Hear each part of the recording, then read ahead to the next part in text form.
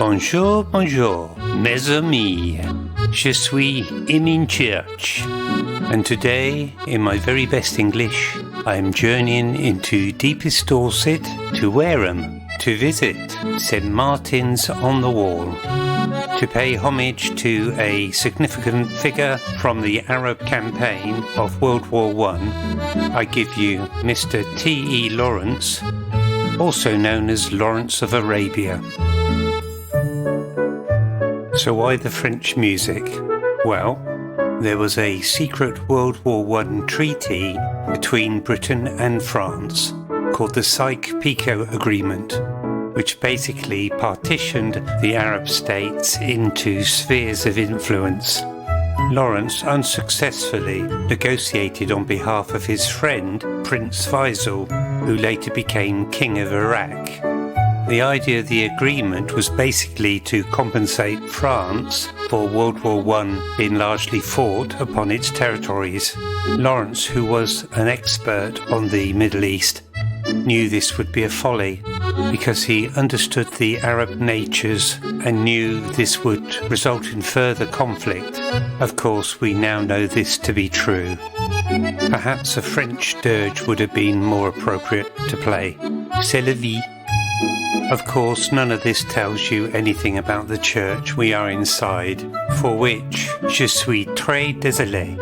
The church does have an Anglo-Saxon foundation, the original having been destroyed in 1015 by a Viking with a dyslexic swear word for a surname, who later became King Canute, spelt with a C. But here is Lawrence holding a sculpture of the knife presented to him by King Faisal, crafted by Eric Kennington. It was intended that this effigy would be placed in Westminster Abbey, St Paul's Cathedral, or even Salisbury Cathedral, but Lawrence was a controversial figure and the establishment did not want that. Neither did the Vicar of Morton Church, where Lawrence is actually buried, and which will feature when I have time to edit it. I'm actually glad it's in Wareham, because Lawrence knew the place well, and I'm not a great lover of cities, preferring the beauty and quietude of this area. Besides, Westminster Abbey has an overwhelming number of celebrities, and he would be lost amongst them all, no doubt, despite the rather fetching Arab attire. Kennington, as Lawrence liked to refer to him, has done a great job, I think. What do you reckon? The books near Lawrence's head are meant to signify the Oxford Book of English Verse, the Greek Anthology, and Mallory's Morte d'Arthur. You may notice by the shadow passing that I am dodging people to film. In doing so, I tripped on the statue twice and almost knocked over the picture behind the head. The effigy is carved in Portland stone on a Purbeck limestone base. While the French music is about to end, we shall change the mood a little.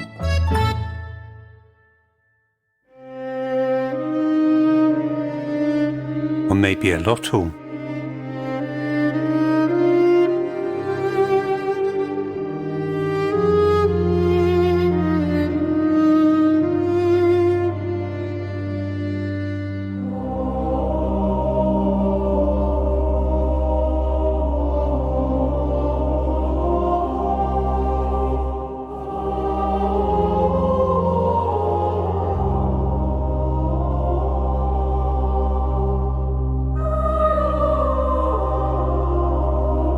We have now entered the chancel, and this is a 12th century depiction of Saint Martin de Tours, to whom the church is dedicated as a Roman officer on a horse.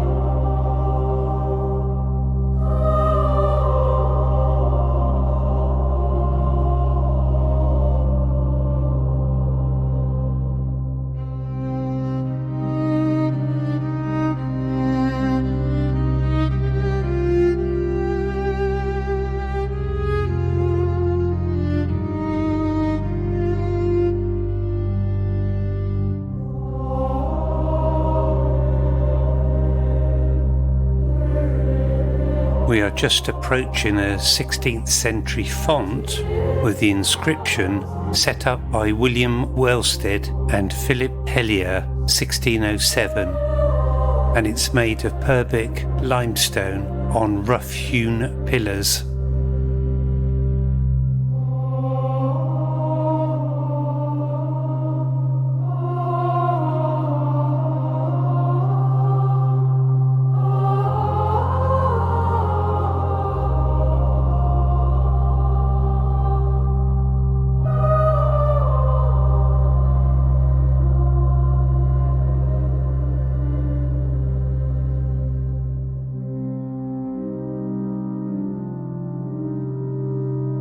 Here's the picture I almost knocked over.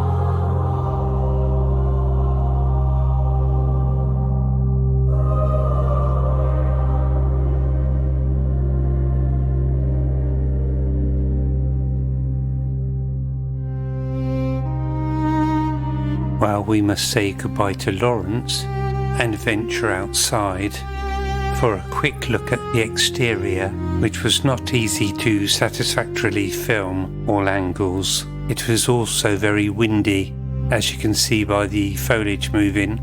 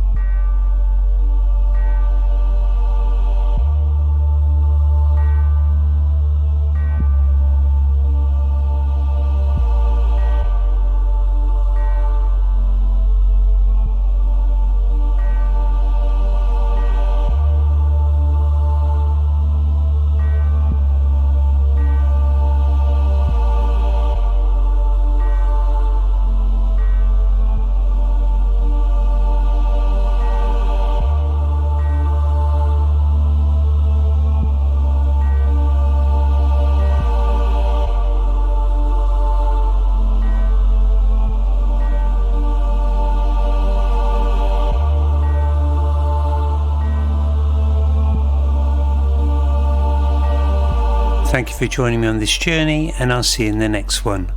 Bye for now.